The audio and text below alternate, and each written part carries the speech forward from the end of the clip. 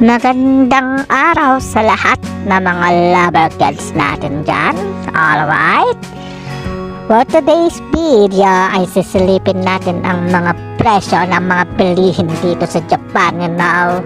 At nandito tayo sa groceryhan ngayon dahil titignan natin kung magkano ba yung presyo ng pinakamamahal nating sibuyas. So let's go! At ito yung unang nakita natin. Wow! Ang lalaki ng mga kamatis, mga kalabarkada, oh. Pulang-pula. Tignan nyo naman kung gaano kalaki ang mga kamatis na to. Ayan, oh. Isang kamatis pa lang, siguradong busog na busog ka na dyan. Ang sarap na to, lagyan ng itlog, mga labarkada. At ito yung presyo, 298. At ito naman yung bawang para lumayo ang mga aswang sa halagang 398. Pwede mo nang palayasin ang mga aswang na iyong kapitbahay. Alright! At siyempre kung may bawang, siyempre dapat may isda. So ito, madako naman tayo dito sa mga bintahan ng mga isda. At ito, may hipon tayong nakita sa halagang 493. Ayan, may hipon ka na pero 6 na piraso lang yan. Alright, sobrang mahal. Gintong hipon. Ayan, oh, plus may tax pa kaya 532. At ito naman yung talaba, mga kalabarkada. Ready for kinilaw na yan. Ayan, oh. Ang lalaki ng talaba na yan. Pero ang laki din ng presyo. Ayan, oh. 298. Pero ang sarap naman nito pang pulutan. May nakita rin pala tayong pugita dito, mga kalabarkada. Ayan, oh. Bali ang presyo 799. Napakaliit na pugita pero napakamahal. Mas malalaki pa yung mga nahuhuli namin kaysa dito. Grabe, ang mahal pala ng mga pugita dito. Mamamana na lang kami. At ito nga, may nakita tayong ito, isda. Ito yung tawag nila dito, yellowtail.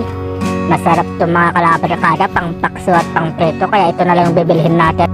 Madako naman tayo dito sa mga manok. Ayan, mga boneless na manok sa halagang 1,027. May boneless na manok ka na. Sarap nito pang adobo. At syempre susunod itong karne ng baboy.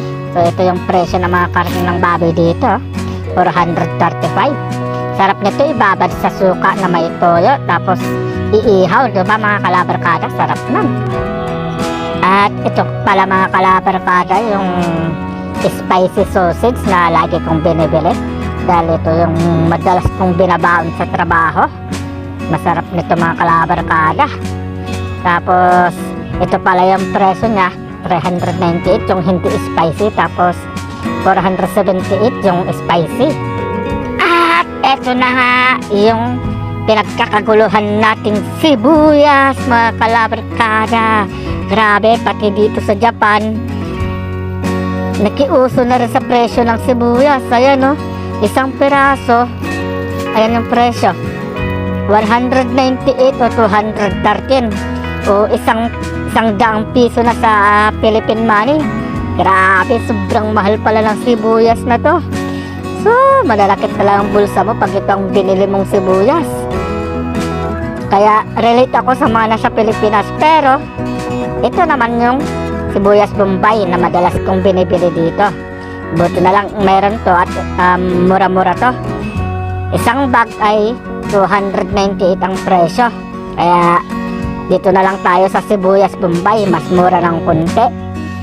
At yun na nga mga kalabarkada, no? Bali ito lang yung nabili natin sa halagang 1,000. Ito lang yung nabili natin mga kalabarkada. So dito na matatapos ang video natin na to. So sana nagustuhan nyo, at kung nagustuhan nyo, please follow my page. Bye bye.